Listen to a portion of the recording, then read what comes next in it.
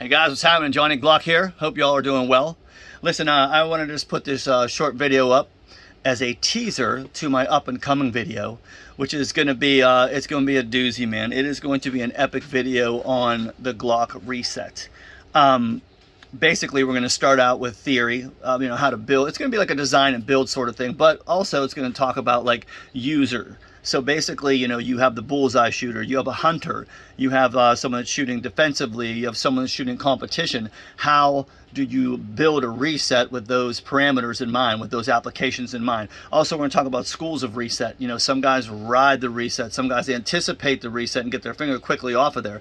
That factors into how you build a reset as well. So we're going to be taking it like speed, length, feel, how to create it, what connectors to use, what trigger bars match with what springs and all that kind of stuff to create a variety of different resets. And the idea behind it is if you have an idea for a reset after watching this video, you'll be able to create it any which way you want. You've seen these jigs before right here from 2D 3D printing. We're going to be using those, and we're also going to have a cutaway gun here.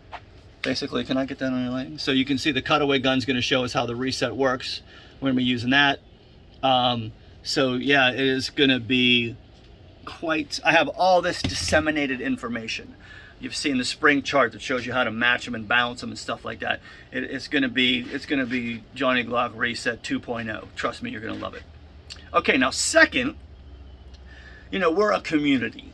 And every once in a while we have to ask help from the community. Now, I'm never asked for anything really, not that I can remember, not that I can think of, but I'm in a pickle here because I'm not a social media guy. I don't know much about it. I don't know how to deal with it.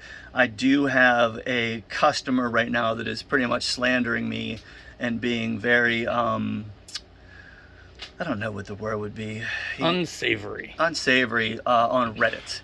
He's and I never air my business, okay? And the only reason I'm doing this is because this is a historical thing. Basically, in the last 15 years, I have a no return policy on my website. All sales are final. I have never, ever, ever had to enact that until this one time.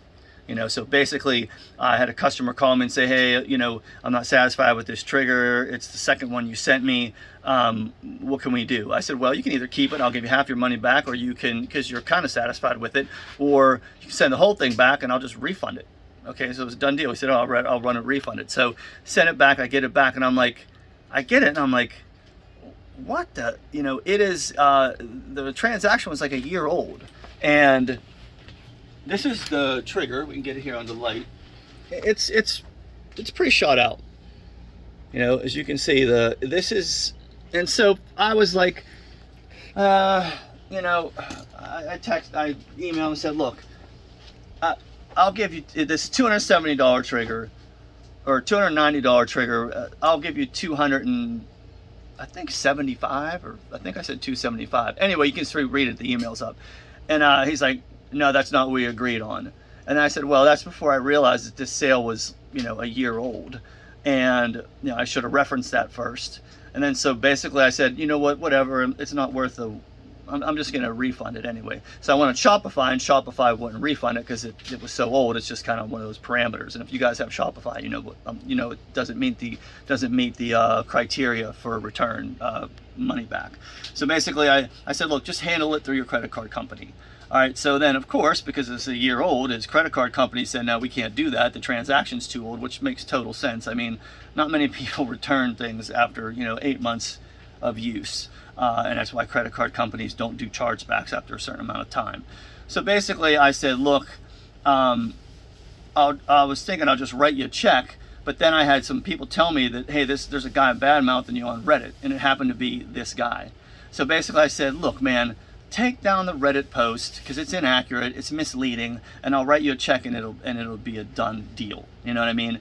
And then he kept pressing, and he said he's going to report me to the Federal Trade Commission. And at what point I said, you know what? How far do I go with this? I basically said, done deal. I'm sending you your trigger back. You're not getting your money back. It's the first time in 15 years.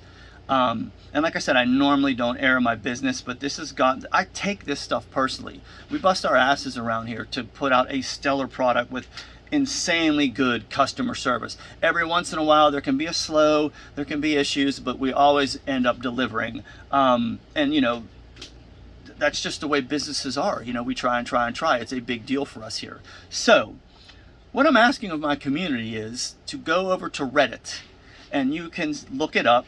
It's underneath warning, issues with Johnny Glock's triggers, or Johnny Glock shady business practices.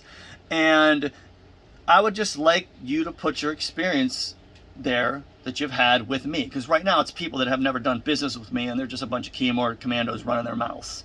You know, I don't even think they read my post that I wrote above. They're just like, hey, give him his money, you know, like all that kind of stuff. And you know how that snowballs. And you know, it's frustrating for me, because I do my best to get things out on time. You guys have got triggers from me. I ship the next day. I've never raised my prices through this whole entire crazy you know, COVID and supply stuff, you know, and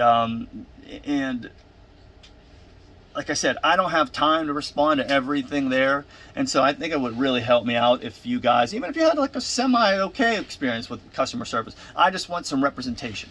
That's it. The guy's, I don't know if they call it handle. I said handle before, but I guess his screen name is Moped22.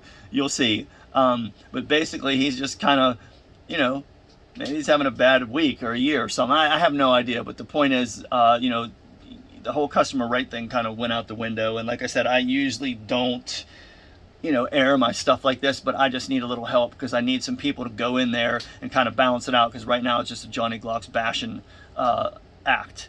And so I figure I'd just give you guys a little bit of history. I don't want to over talk it, but like I said, I want to get all the facts out there. So if you can, head over there and just take a look at it and leave your experience and, you know, the great stellar customer service you have had with me, you know.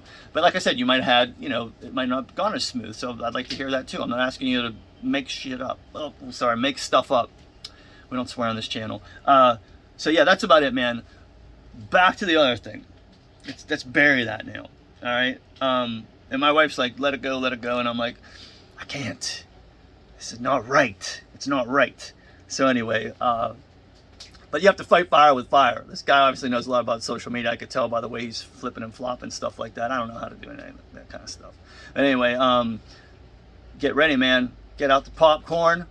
Get your honey-do list done, because you're going to be sitting down next week or Friday maybe. What do you think, Friday or Monday? And this video is going to drop, and you guys are going to love it.